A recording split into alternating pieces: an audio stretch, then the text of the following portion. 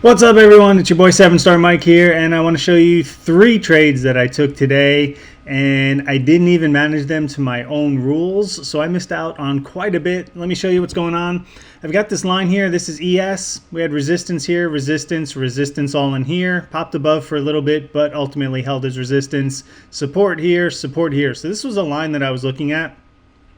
Let's zoom in a little bit here, make it a little bit easier to see.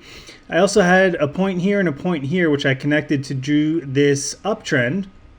When we broke this uptrend, we were just above that support line. So my first trade, I was looking for a break below that level there. We got that break. I got 10 points out of it.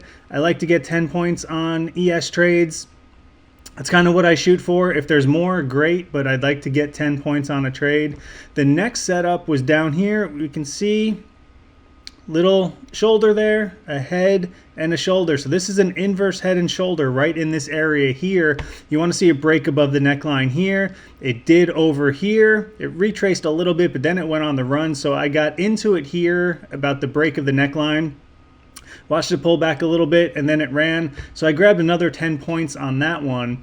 The problem here was I closed it as it hit this level here and started to retrace. So I missed out on this 20-point straight upward move. Okay, this is a nice move here. 20 points up here. I missed. I grabbed the 10 here. That would have been 30-point trade. That would have been beautiful. I only grabbed 10 out of the 30. I'm not complaining about another 10-point trade, but that one would have been nice, and I'll show you why I broke the rule. If I come over here, let's add the 8 and the 34 EMA here. You can see we broke rejected here at resistance. We broke the 8 just barely, and then we came above it. So this 8 EMA is your guide to the trend.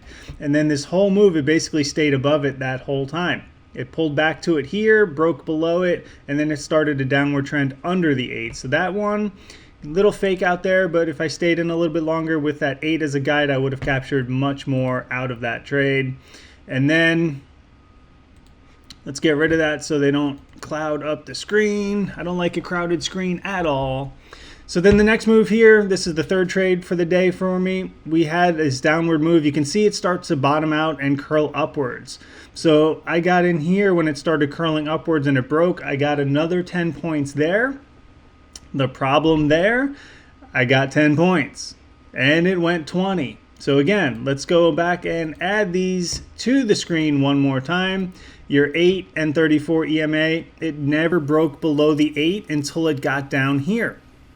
So if I stayed in the trade using that 8 as a guide, I could have captured more of the trade. So one of my rules is to kind of use that 8 as a guide on the trade as far as the momentum, as far as the trend.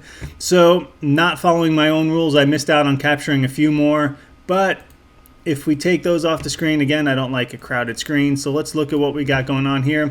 We have a break of a trend to the downside, 10 points. Inverse head and shoulders here for 10 points. Missed this whole move. Retraced, started bottoming out. Got in over here for another 10 points. Missed all this. Missed all of this. Missed all of this that's going on here. But that's trading. Okay, the reality of trading is a nice 10-point move, a nice 10-point move. Missed half of this. Missed most of this, actually. This is a 30-point. I only got 10 out of the 30. And then I got 10 out of about 20 here. And then I missed this whole 20-point downward move. That's trading. You're not going to capture every bit of every move, but our job is to go in, secure some profits, and there's how it's done with support and resistance. So we had an upward trend break and a horizontal line break. That's a downward move.